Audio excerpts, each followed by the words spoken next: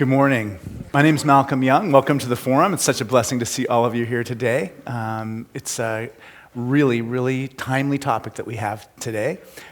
You all are probably familiar. The theme for the Cathedral for this year is truth.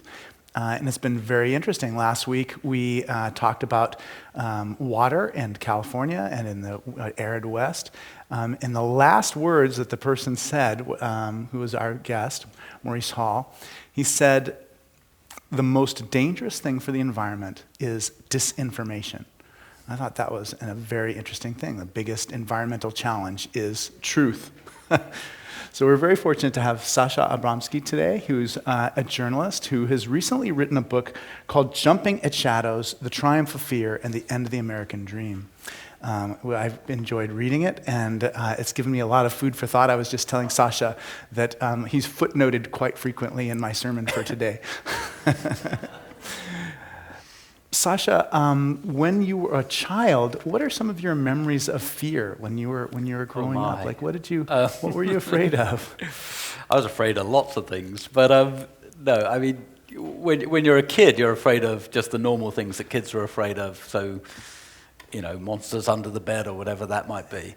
But specifically to sort of time and place, I grew up in the 70s. I was born in 1972, so I grew up in the 70s in London. And I suspect it was a little bit different here, but certainly in the 70s and 80s in London, the omnipresent fear was nuclear war. Right. Because it was the height of the Cold War. I was 8 years old when Reagan got elected, and soon afterwards, he started talking about winning a limited nuclear war in Europe. And you didn't have to be particularly smart to realize that was a very bad idea if you lived in Europe. Right. And so I do remember being probably abnormally afraid. I was very political as a kid and was consumed with that sense that, it wouldn't take very much for things to go horribly wrong. And then Chernobyl happened when I was, I think, 13. Oh, yeah. And there really was a nuclear cloud over much of Europe for a few weeks. And again, I remember feeling that wasn't something abstract anymore, that was something that impacted lives very much.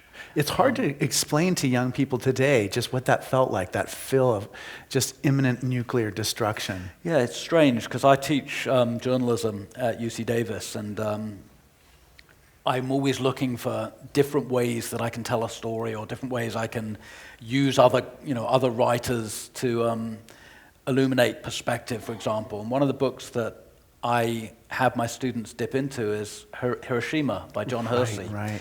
And when I was growing up, everybody read that book. Yeah. It was just part of the canon that you would try and understand the modern world, the nuclear age, and to do so you'd read books like Hiroshima. And none of my students have heard of it, let alone read it. Amazing. And now they are beginning, because of what happened in the last year with the nuclear back and forth blustering between North Korea and America, it sort of entered the radar again. And so people were beginning to pay attention to this big issue. But I don't think they have an emotional concept. So when I talk to them and I try and get a sense, do you understand what a nuclear weapon is? My sense is they just think it's a big bomb that makes a slightly bigger blast than a normal bomb and a slightly bigger noise. And then when you actually say, well, look, it's huge. It's not just a big bomb. It's something really catastrophic that would kill not just a few more people than a regular weapon, but vastly more, and would pollute the environment and everything else. Then there's sort of this beginning of sort of awareness kicks in. But one of the things that fascinated me in the book was it seemed to me a lot of the really big things that we should be concerned about, like nuclear proliferation, had somehow gone, to the background. And a lot of the things that realistically we probably shouldn't be nearly as afraid of had come to the foreground. And so we were putting a lot of emotional and moral and mental and political energies into the wrong fears. And the big stuff, climate change, nuclear weapons, the stuff that really could fundamentally impact, destroy civilizations. It was out of sight, out of mind. It was sort of all the way backwards. And so that fascinates me. How do you get people to calibrate stuff in a more rational way? Yeah, that was one of the things that was most interesting about the book, just that our what we're afraid of isn't matched to what's likely to happen. So we don't worry about things that are like traffic fatalities, the increasing number of people who are killed as a result of distracted drivers. I mean, it's amazing to me. I never read any journalistic articles about that. I mean, and yet, when it comes to Ebola or ISIS terrorists in the United States, we read endless material about those. Yeah, I mean, one of the things that's really interesting when you talk to neuroscientists and when you look at brain imaging studies, the way our brains react to fear because of something we've directly experienced, and the way our brains react because of things we've indirectly experienced through, let's say, social media, is actually very similar. The chemicals that get released, the responses our body has, not consciously, but the way our heart speeds up, our blood pressure goes up, the way our eyes lose peripheral vision when we're scared. You get pretty much the same response if you directly experience, let's say, a terrorist attack, compared to if you're seeing images of terrorist attacks again and again and again on television and social media, that over time you're going to have stress chemicals, adrenaline, cortisol, various other stress chemicals, becoming your sort of default biological response. Right.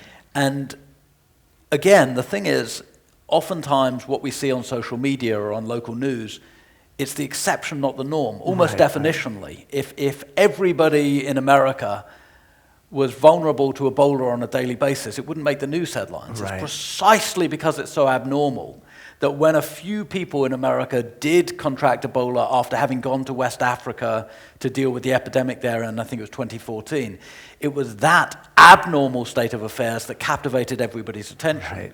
Right. Same thing with a bunch of other things, terrorist attacks. If it were the norm that every single day people were being killed in major American cities in terrorist attacks, it would be a ghastly state of affairs, but we'd get used to it. It wouldn't be the daily headline. Precisely because it's so exceptional, it becomes the headline. It becomes the thing that sucks the oxygen out of all other conversation. And so, as a species, we're very good at responding to imminent danger. If there's a snake in front of us, we jump backwards before we even consciously realize why we're jumping backwards. We're very bad at calibrating risk in a technological era where we're being saturated with images. And so we conflate the images with the probability. And we assume because we're seeing a lot of images on TV, we're seeing them magnified in social media settings, therefore the risk must be omnipresent. Right. And so we recalibrate our politics, we recalibrate our daily behaviors, we change where we go, what we do, who we socialize with, who we trust, who we don't trust. And oftentimes it's based not on a lie necessarily, though sometimes it is based around conscious manipulation. But oftentimes it's just based around fundamental misunderstandings of risk and probability. Exactly. I think so much about you studied so much about the physiology of fear and the effect that it has on us. I wonder if you could talk a little bit just about the long-term effects of that. Yeah. I mean, I think so often that we're in the midst of this experiment called the internet, and we are at such an early stage in it, we really don't know what effect it's having on us. And I wonder if you can talk a little bit about just what fear does to a person's brain over time, and just what these little cell phones in our pockets are doing. Well, I mean, the fear, independent of the cell phones, but the fear physiologically changes us, and we become somewhat addicted to the chemicals that our brain releases in moments of high danger. And those chemicals are really necessary, again, coming back to the snake in the grass or to our ancestors, 1,000 generations ago who are hunting woolly mammoths and in turn being hunted by saber-toothed tigers. It's really important to have those very, very quick fear responses. And so our brains have gotten extremely good at identifying patterns of risk. We see something, we process it through the amygdala, we process it through the hippocampus, we get very, very good at processing information down to the thousandths of a second. So not even sort of 2, 3, 4 minutes or 4 or 5 seconds, but within milliseconds, we're identifying what we perceive to be risk based on pattern recognition. And that's good, because it means that we can get away from predators, it means that the fight, flight, or freeze response can kick in, that we can do things that make our survival more likely. The problem is that's an acute response. You're supposed to do that in the short term in an emergency. And what's happening at the moment is we're so saturated with images of danger, children being kidnapped, stranger danger, lockdowns in schools. All these threats we're seeing again and again and again on those cell phones, on our iPads, on the television, on the laptops, etc., that the acute state of affairs becomes chronic. And so our brains start dripping cortisol and adrenaline and everything else. And we need it. And it changes our mental patterns. Yeah. It makes us more prone to depression. It makes us more prone to heart disease because it raises the blood pressure. It makes us more prone to strokes. So there are all these very identifiable, chartable consequences health-wise. But the other thing is it makes us really, really bad at nuance, at judgment. Because when you're in a state of panic, you're in a state of aroused fear, nuance is actually very bad. You want yes-no answers. You don't want, should I flee that saber-toothed tiger? Well, maybe, but maybe on the other hand, I should sit still. And you don't want to be eaten up by sort of Woody Allen kind of anxiety in that moment. It doesn't work. So you need certainty. And your peripheral vision both literally disappears. When you're in an aroused state of fear, you don't see anything out of the sides of your vision. But it also anecdotally disappears. You stop being able to hear all the other stuff going on, all the side stories. And so if a demagogue comes along, let's say you've been really afraid of terrorism for the last 14, 15 years, and a demagogue comes along and that demagogue says, I'm going to solve the problem, and I'm the only one who can solve the problem, and here's what I'm going to do. I'm going to ban all Muslims from the country. Well, it can be the stupidest idea in the planet, but it's going to make a certain proportion of very, very scared people feel better because they're getting a yes-no response. Hypothetically, a demagogue walks down from the tower he lives in and announces that he's going to run for president because Mexicans are rapists and criminals, and he's going to sort out the world's problems by building the biggest and best wall since the Chinese built their wall whenever they built their wall. Again, it's a completely stupid idea because you can climb over that wall, you can fly around that wall, you can swim around it, you can do all kinds of things to get around that wall. But a certain percentage of people who are very, very scared of cultural change, very scared of demographic change, very scared of linguistic change, are going to think, yes, our problems can be solved by building that wall. And so one of the things that happens if you're always checking your cell phone, click, click, click, breaking news, breaking news, breaking news, which incidentally makes no sense because definitionally news is breaking. Right. But if you add the word breaking news, you make people really scared. Right. I can't miss this story, I've got to click on it right now. So you click on it and you find out, there's been a terrorist attack 10,000 miles away. And you get just as scared as if that terrorist attack was in your backyard. And then you click on another breaking news story and you find out that there's been a child abduction.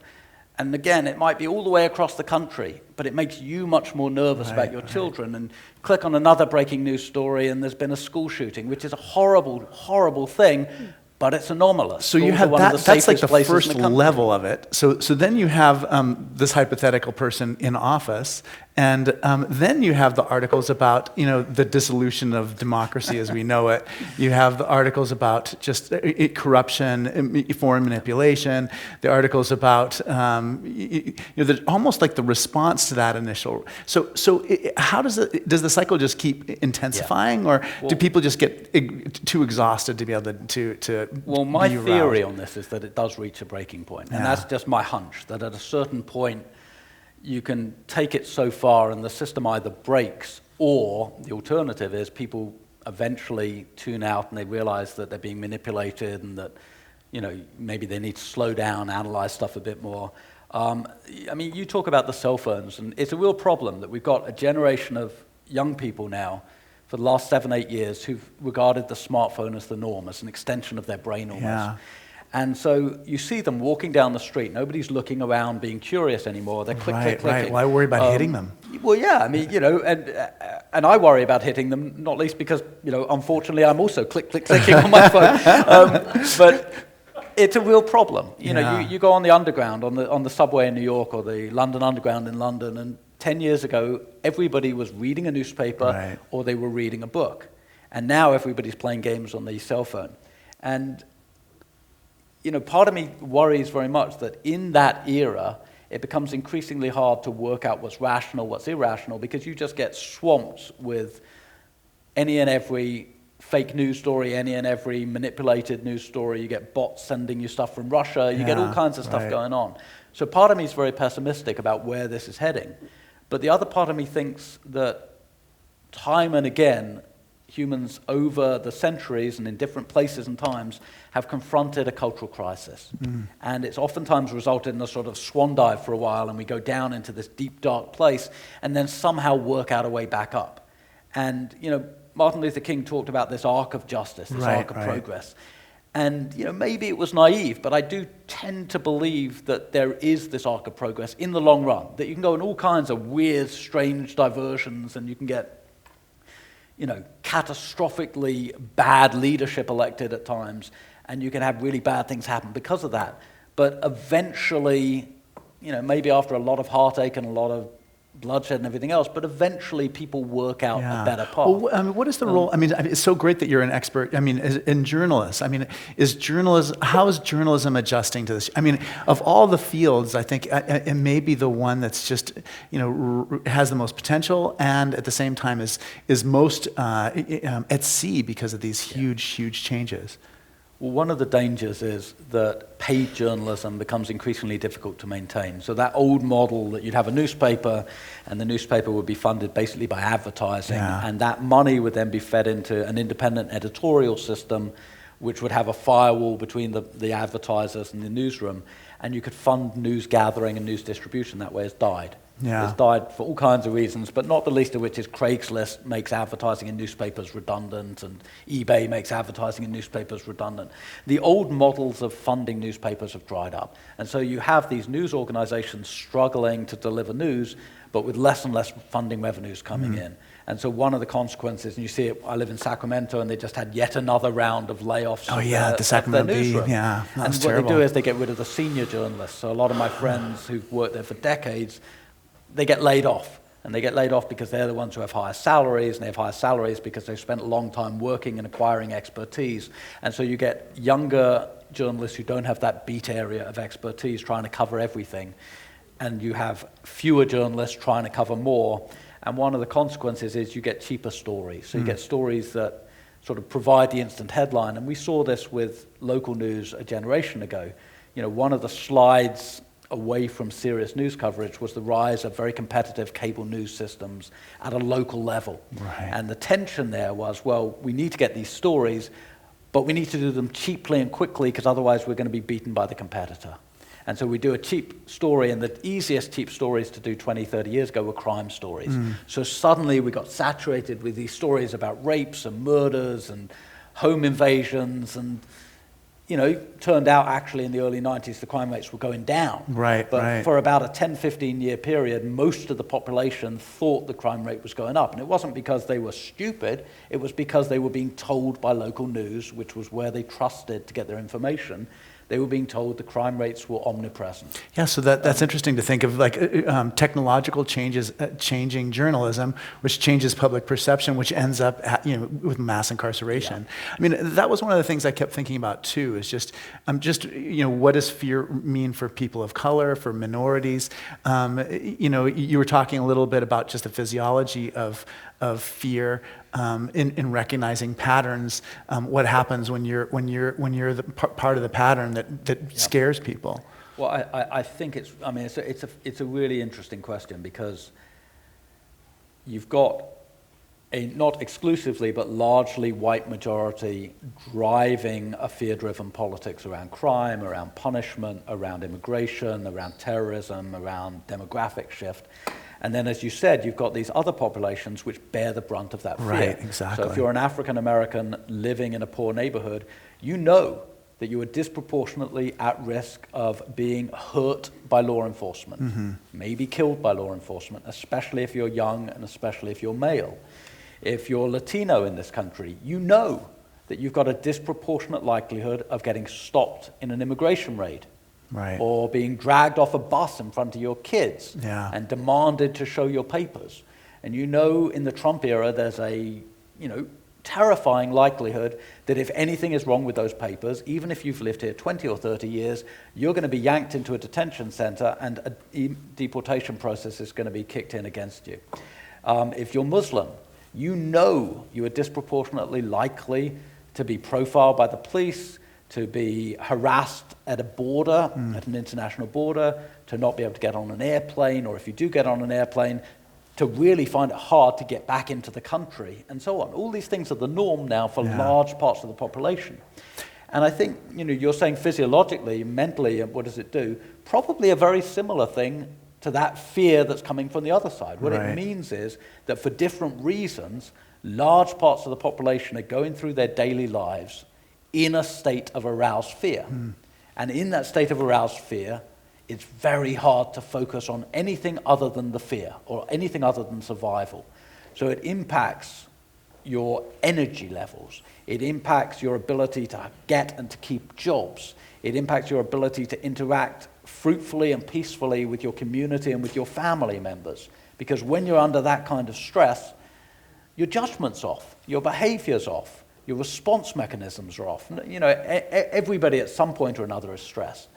And I know from my experience, when I'm really stressed, I shout at my kids more than when I'm not stressed. Right. It's just human nature. When I'm really stressed, somebody can say something to me that they don't mean to be offensive, but I take it the wrong way. And, my hackles go up. And I feel that, something bad is being directed at me. It's very hard to maintain a moral equilibrium in an era in which stress is the way that we communicate. Right. And so I think, one of the things that I've been thinking about over the last few years, in the post-war period, there was a premium put on convenience for food. Let's get food out, and let's get it out fast, and let's get it out cheaply. And especially when more and more women entered the workplace, and there was less of a sort of traditional, quote-unquote, family structure where the woman stayed home and cooked the dinner and everything else, suddenly an awful lot of people were eating television dinners. Right. And it became very cool. Pretty much anybody of every economic demographic would sort of move in that direction. They wanted television dinners, they wanted fast food. And so you had this explosion of fast food, and you had the diminution of the family dinner. And then 10, 15 years ago, there was a reaction against this, and we realized that we'd lost something valuable. Right. And it wasn't just the quality of the food was not as good, which it wasn't, but it was also that we'd lost that dinner table conversation, and we'd lost that thing at the end of the day where we de-stress and we spend a bit of time processing the day with the rest of the family. And so now there's this reaction, and it's called, some people call it the slow food movement. And I sort of think we need the same with news, that we process it too quickly now. And we process it at speed because we can, and it's convenient and it's cheap. And we get a lot of news, and it's just junk news. Like junk news, like junk food. Yeah. And we'd actually do a lot better if we slowed down. And we said, all right, for 4 or 5 hours at the end of the day, I'm not going to check my cell phone obsessively. Right. I'm not going to click. So click it's on almost like there's stories. something that we need to do individually in how we handle it. One of our traditions at the forum is we take questions from the audience. So you find yourself, you have a little card at your chair, and please definitely write down a question, any kind of questions that you might have for Sasha. One of the things that was most powerful for me in the book was your comparison of the border wall and just the border, how we do border policing, with the experience of the wall in East Berlin. And you talked about how many more people, like several hundred, are dying every year at the southern border of the United States.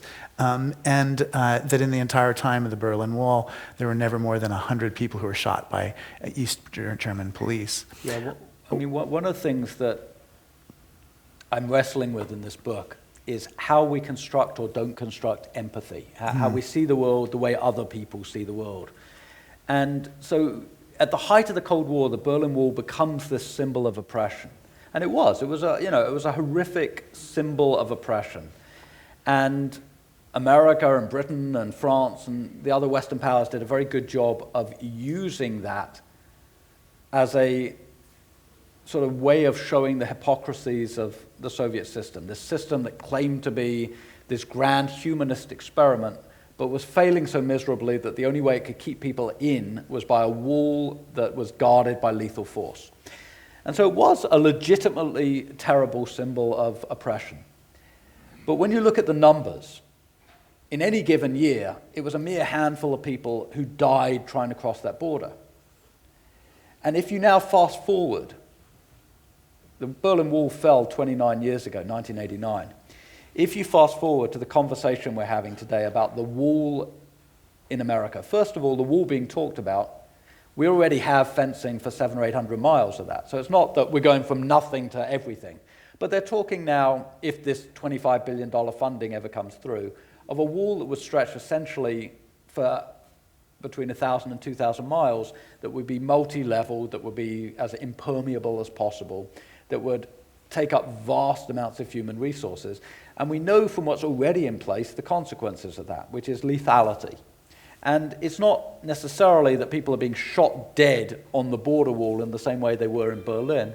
It's that they're going further and further and further out to try and escape the edge of that wall.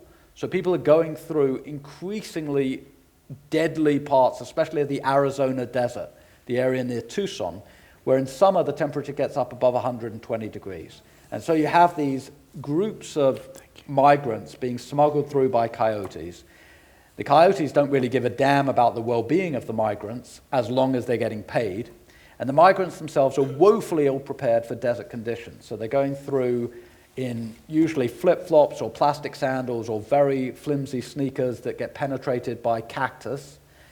They have inadequate supplies of water. They don't necessarily have sun protections. They're wearing clothing that doesn't work if you're in temperatures that extreme. And by the hundreds, they die. Not by the dozens, but by the hundreds. And they die on an annual basis by the hundreds. And the exact numbers are unknown. The Border Patrol finds some of the bodies. Some of these groups, like Tucson Samaritans, which are human rights groups that go into the desert, find some of the bodies. Some of the bodies are reported by survivors. Some people are found alive and dehydrated and brought into hospitals. But many, many hundreds are just left, and the bodies eventually are essentially eaten by vultures and other animals. And so we don't know the exact numbers, but we can guesstimate. And the guesstimates are that it's many, many hundreds of people a year. And so one of the things that fascinates me, and it comes back to what I was saying about empathy, why, when people are locked into a place, as they were in East Berlin, is it so much easier for us to empathize than when people are locked out of a place, as they are on the southern border with Mexico? And why is it more morally appalling to kill someone trying to escape from somewhere than to let someone die when they're trying to escape into somewhere from drug gangs, from poverty, from human trafficking, from civil wars in Central America in the 80s and 90s?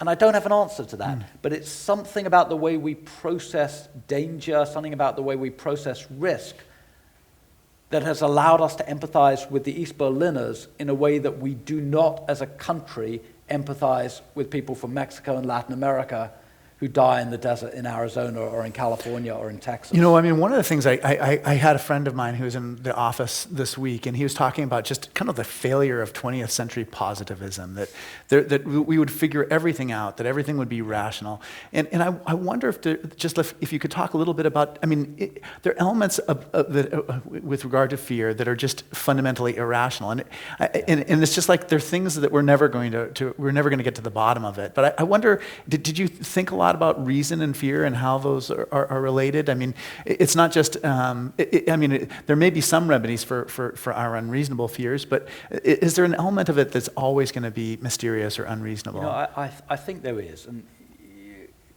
I don't know if anyone in the audience has read the book I did before this one, but it was called The House of 20,000 Books. And it was about my grandparents' world in London. And my granddad was an academic, he was a book dealer, he was a historian, he wore many different hats. But one thing that helped define my grandparents was that in the first part of their lives, they were born in the 19-teens, and until the 1950s, they were immersed in the world of communism. And they were dyed-in-the-wool Marxists. They weren't just sort of vaguely utopian communists. They really believed in the fact that Marx had identified a science of society. Yeah. And this comes back to your sort of idea of rationalism, and that if we only thought rationally, we could sort everything out. And they really believed that. They really believed there was this science of human progress, and the class dialectic would eventually lead to this rational, humane, fair system. And then 1956 came along, and the new leader in Russia, Khrushchev, essentially blew that out of the water by admitting that everything the Western press had been saying for 20 years about Joseph Stalin was true, and that there really had been these purges that had killed millions of people, and these man-made famines that had killed millions of people, and forced collectivization, all this ghastly stuff. And it was all true. And I don't think you can overestimate the psychological damage that realization did to left-wingers in England and America and other countries, and hundreds of thousands of people who had been communists till then in Western democracies wanted nothing more to do with it, and they left. And it was, for that generation, for many of them, a defining moment, this sort of moment of moral clarity that their certainties had been wrong. And I do think that the 20th century was defined by a series of movements, whether it's positivism in philosophy, whether it's Marxism, or whether in a much more ghastly dystopian way, you're talking about the totalitarian fascist ideologies in Germany and Italy and so on. But I think the 20th century was defined by these titanic struggles around political certainty. And that struggle basically ended up showing one thing. And the one thing it showed was that certainties of any stripe don't work. And they don't breed societies of progress. They don't create anything other than dystopia. And so I think we're living with the after effect of that, which is that the great ideologies of the past that provided an illusion of certainty have broken down. Yeah, post-colonialism is part of it. Yeah, and so, the only ideologies of certainty that are left are these religious extremisms, whether it's ISIS or whether it's Christian fundamentalism here in America, or whether it's Hindu nationalism in India, or whether it's extreme philosophies around biblical rights to Israel, and so on and so forth. There are these movements that create illusions of certainty today, but they're all religious. And one of the things, and again it comes back to what fears should we be afraid of. One of the things that really does trouble me and maybe scares me an awful lot is that in an era of religious extremisms, the possibility of apocalypse is magnified because we have the tools created by the scientific revolution of the 20th century. We have the power to destruct that the atom gave us, and now we're marrying it with the madness of religious extremism. Yeah. And that is a potentially lethal combination. Right, exactly. Yeah, it's really hard to imagine how things are going to go forward from here. I have a few questions from our group. How can we mitigate our chronic state of fear physically, other than prescription drugs? Might be a good start. No. I mean, I'm wary of answering that because I think it's very personal. I think everybody does, everybody finds their own ways to try and feel less stressed, and whether it's meditation. Well, you gave us one of the things you suggest is almost like kind of a fast from our cell phones. Yeah. Having dinners with one another, turning off Twitter for a few hours every day, so that's one recommendation. I mean, I guess to sort of continue with the religious analogy, we could sort of say every Friday, in the same way as people sometimes say, I'm not going to have meat on Fridays, I'll just have fish. Say every Friday, I'm not going to open my cell phone, or I'm only going to open it once every few hours. I think there are ways that technologically we can establish a sort of more healthier, balanced relationship with the culture of instant news and the need for instant news. But beyond that, I mean, leaping for prescription drugs is a shortcut. It's what doctors do. You go in, you say, look, I'm feeling really stressed, and they don't oftentimes spend half an hour trying to work out why you're feeling stressed. They don't try and work out, maybe you have a perfectly rational reason to feel stressed. And again, without sort of telling too many personal tales, but I got really, really stressed in the election cycle in 2016 because I was writing about politics. Right. And I was writing about what was happening.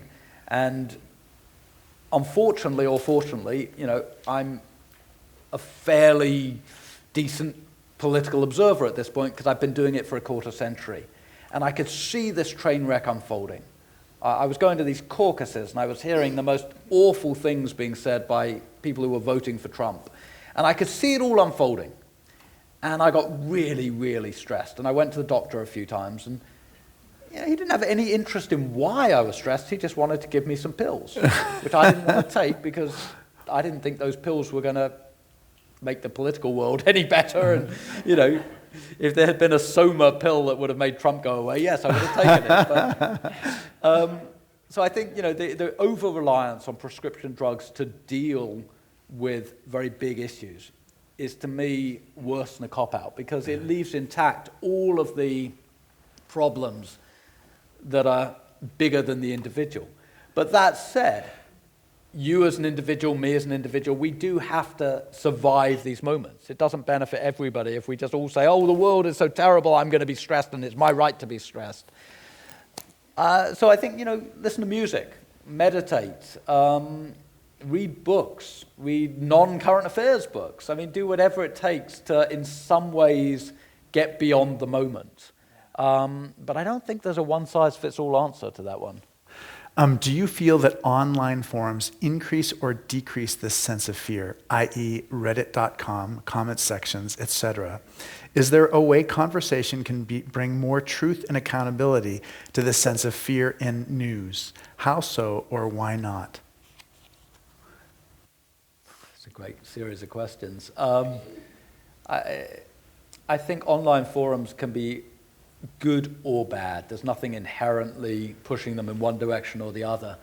And I think the same goes for social media.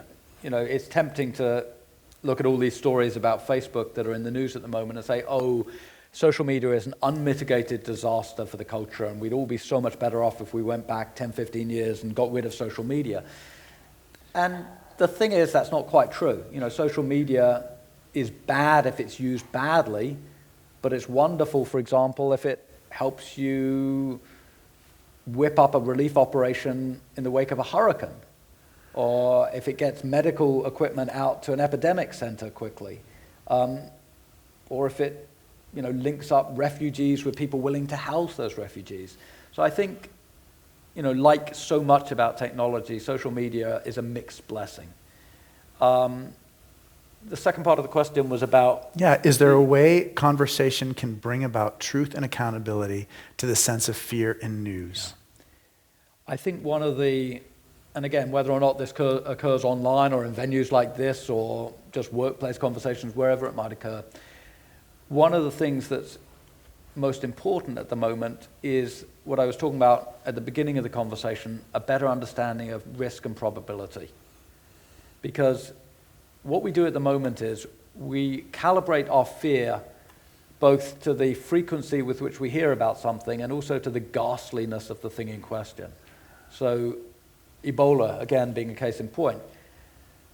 As far as I can tell, the two reasons we ended up fearing Ebola, which killed, I think, 3 Americans, more than we fear the flu, which kills tens of thousands of Americans a year, or asthma, or any of these much more mundane but deadly diseases. 400,000 people who die of malaria every year. That's right. Or HIV/AIDS. I mean, there are so many diseases that on the grand scheme of things are more lethal than Ebola was going to be for Americans.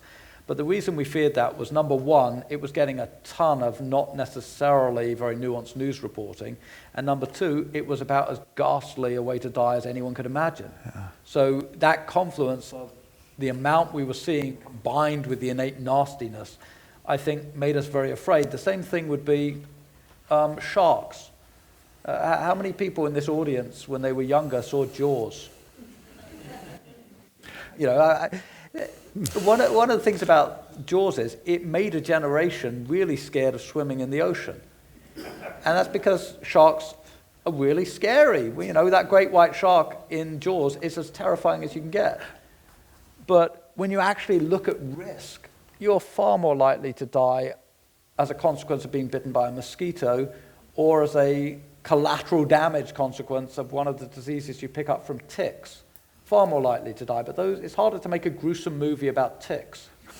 It's much easier to make a gruesome movie about sharks with big teeth. And I think it's fascinating that we don't consciously calibrate our risks through the media, but unconsciously, we're all impacted. The kinds of animals we fear, the kinds of people we fear, the kinds of events we fear are at least in part shaped by how we interact with the media. And I think being aware of that simple sense of awareness that our risk mechanisms are off a little bit, allows us to step back. It doesn't make it perfect, but it allows us to step back and say, am I being sensible in being scared of this? Well, it's interesting because I mean, a lot of what I've been talking about with you is just like the reaction to fear is almost being, exacerbating everything. I wonder if you can talk a little bit about gun culture and guns in America. I mean, it's something that was a really important part of your book, but we haven't talked about very much. I mean, there are so many ways into the conversation. The first being, one part of my book is about school shootings. And now, obviously, in the last year, there have been a number of just ghastly, horrific school shootings, which both have changed the conversation and also changed the scale of risk a little bit. But one of the things that interested me was how a series of school shootings that in total killed maybe 100, 150 people, which was a horror for those people and a horror for their families and a horror for their communities, but was relatively self-contained compared to the tens of thousands of people who die of either self or other inflicted gun wounds every year in America. Again, it sort of took the oxygen out of all of the bigger conversation. So we put in a huge amount of effort in the last 10, 15 years into locking down schools, into making schools as secure as possible. And there are two problems with that. The first is, as the events in Parkland and other places have shown, it provides an illusion of security more than security. It's very, very hard to make a soft environment hard. Right. In an open society, it's almost impossible to completely eliminate risk in those spaces. But the second thing is we've created a generation of kids that every week or two goes through a lockdown drill where from the age of 5 or 6 onwards, they have to pretend that there is a shooter going through their school trying to kill them and all their friends and their teachers. And then 10 minutes later, they have to get on with their daily lives as if nothing's happened.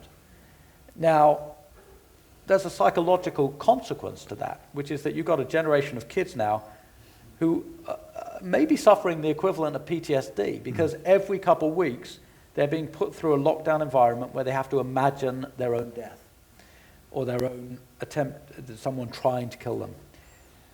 But the bigger story is that we do have a complete and utter crisis with guns in this country. There's no other democracy in the world which has tens of thousands of people killed on a yearly basis and where the conversation hasn't moved from how do we stop this into let's do something concrete about guns. Right. When Australia had mass shootings, they responded with some gun controls. England's always had gun controls, but when it had a school shooting, it responded with making it even harder to get guns. And there are measurable results. And you've seen in Australia, there just haven't been mass shootings since it became almost impossible to get these high-powered rifles. And in America, by contrast, we've somehow conflated the idea of freedom with the idea of not just gun ownership for personal protection, but with the idea of the right to own assault weapons or semi-assault weapons that are military in intent and that have no legitimate self-defense purpose, no necessity for hunting. Their only purpose is to kill other human beings and in large numbers quickly. And so how did that identity... How did it happen? Yeah. I mean, clearly there is the unique trajectory of the Second Amendment and the rhetoric around the Second Amendment. But I think it goes beyond that. I think that in some very profound ways, it speaks to a collapse in the idea of community in the last 30, 40 years. Because we've always had a strong gun ownership, gun rights movement in this country, but we haven't fetishized high-powered weapons. There's a difference.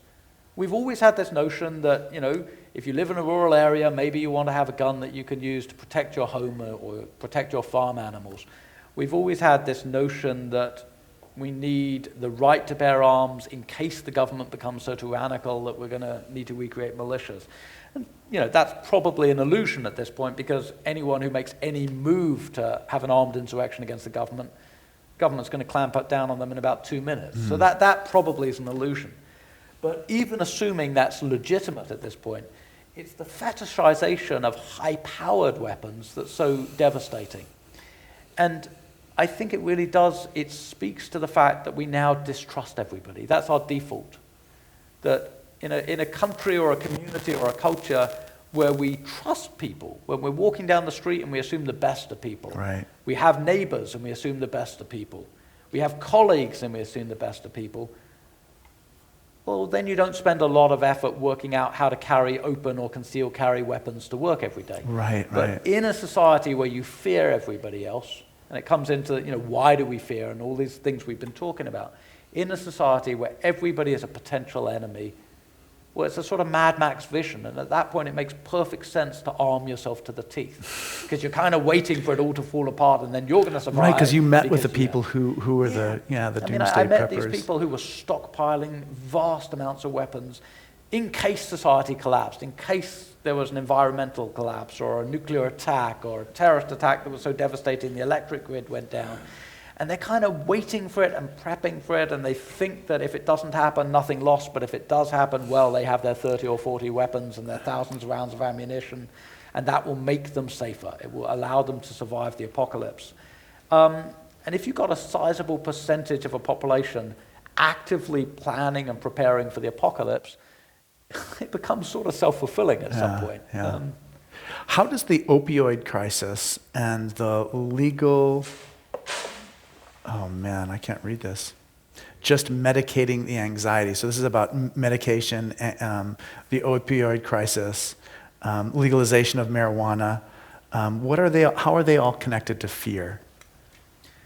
Well, I'd separate them out. The legalization of marijuana, I think, has been in fits and starts 50 years in the making. That you had a very peaceful, very non-violent marijuana culture emerging as a mass part of society, certainly from the mid-60s onwards. And then you had these series of political debates about whether or not to legalize, and they picked up a sort of critical momentum over the last 5-10 years. But even before that, from the 90s onwards, you'd had this debate around legalization for medical purposes, probably as the original marijuana users aged out and started getting aches and pains that they realized marijuana would deal with. But even going back to the 1960s and 70s, you had these debates at a state level and a local level, especially, about whether or not marijuana should be categorized as a dangerous drug. So I think, let's separate that out a bit. But the crisis of opioid addiction, it actually ties in with the answer I gave about guns, which is that a hopeful society, a society where people are comfortable in themselves, where they feel their lives are on the right track, where they feel their opportunities are intact, doesn't see the kind of explosive addictive epidemic that we've seen over the last few years with opioids. Because what we're seeing essentially is this massive, massive exercise in self-destruction. I mean, the numbers of opioid addicts dying now of overdoses, I think it's 40 or 50,000 a year. I may have the number slightly wrong, but it's many, many tens of thousands. So essentially what we're doing to ourselves with that is every couple of years we're suffering about the same number of casualties as died in Hiroshima. Every couple of years. And the opioid addiction is the latest incarnation of a series of brutal addictions that, it's very hard to romanticize. I mean, marijuana, you can argue whether or not it should be legal. It's very hard to romanticize the crack addiction of the 80s and 90s, or the heroin addictions of the late 60s onwards. These are really destructive, devastating addictions. And, how we respond. Do we respond with policies that are likely to help those addicts, likely to reduce the number of people using, likely to get lives back on track? Or do we respond with a sort of state-sanctioned brutality? We're going to lock everybody up. We're going to execute drug dealers. All the stuff that you hear, none of which works. I mean, there's no evidence that if you execute a few drug dealers, you stop a drug epidemic. There's no evidence that if you lock drug users up for 10 or 20 years, you stop drug addiction. It's just not how it works. But it is the conversation that we've had time and again over these series of addict cycles. We go into crisis mode, we ignore it for a while, and then we overcompensate politically with these draconian laws that hurt more people than they help, and it doesn't really solve the crisis. Whether you call it a spiritual crisis, a moral crisis, a crisis of community, a crisis of hope, there's something fundamental going on where millions and millions of people decide the only way they can feel better is by taking these drugs that are just immensely destructive. I don't have an easy answer for how you end that epidemic, but I know it's symptomatic of a much bigger crisis. Right. Here's we're going to pick things up a little bit, so for shorter answers because we're running out of time. Thanks for your work on fear. Can you discuss solutions to irrational fear? Double my faith to half my fear. How do you deal with fear? And here's another question that says, what is the answer to be able to stay calm and rational in God's peace in a world that seems to be uncover, exposed, and revealed that it seems worse than we first thought in social engineering, food, housing, technology, political, and environmental theaters? We'll try to answer both of those briefly. I think, how we deal with irrational fear and limited is we pay more attention to why we're afraid. So all the things I've talked about in the media, all the things I've talked about in political messaging, when somebody tells you to be afraid and they have a political agenda, it's at least possible that they're telling you to be afraid because it suits their political agenda. And so having a healthy dose of cynicism about the ways we are messaged fear is probably one way to be less fearful. I had a really eye-opening conversation with a parent at a Montessori preschool where I was profiling these parents. Oh yeah, that was a strange school. It was a bizarre school because Montessori schools, you think I'm gonna send my kids there because of the curriculum. But this school was basically its main guiding principle was absolute control and safety for the students. So they'd worked out this weird trick that even though Montessori's usually advertise the curriculum, in this case they were going to advertise their security protocols, their big wall, their computer entry and exit procedures, video cameras they had in each classroom and so on. And that was the selling point. And I interviewed these parents who were just completely beside themselves with anxiety. But one of the few I interviewed who said, actually, I sent my kids here because of the curriculum, not because of the security. She said, look, I used to be completely afraid. After one of these mass shootings, I just went into the spiral and I kept waiting for the next mass shooting and I stopped going out in public and I wouldn't let my kids go down the street by themselves. And she said, at a certain point, I just realized it was unhealthy for me and for my kids, and I unplugged. And I stopped watching local news in particular, because local news is what really hypes the local crime angle. And she said, I felt healthier, and I felt happier, and my blood pressure went down. And I started letting my kids go to the movies again, and doing all these normal things. So I think one answer is just, unplug a little bit. Don't get unfamiliar with the news. That's not what I'm saying at all. You have to be engaged with current affairs. I think that's a moral imperative at this point, given what's happening in the world. But you also have to take a deep breath and work out, is the news I'm getting reliable? What are the agendas of the people giving me those news, and so on and so forth? And how do I slow down and disentangle my personal needs to, feel decent when I'm walking down the street and not terrified when I'm walking down the street with those bigger pictures? And I think, there has to be a balance. You have to find that balance, even in the modern world, and even with all the crises in the modern world. You got to find that balance that allows you to navigate it without being gnawed at by insecurity and anxiety. Yeah. I hope that was brief enough. That was good. Here's a question. Today, many migrants come to the U.S. in large numbers via Southern California. What do you think should be done? Well, I think the first thing is we should treat people with empathy and with humility, and we should assume the best, not the worst in people. So when you find a migrant dehydrated out in the desert trying to get across, that's probably a pretty good indicator they're desperate, because a non-desperate person wouldn't be doing that. They wouldn't put their life at risk and their kids' lives at risk doing that.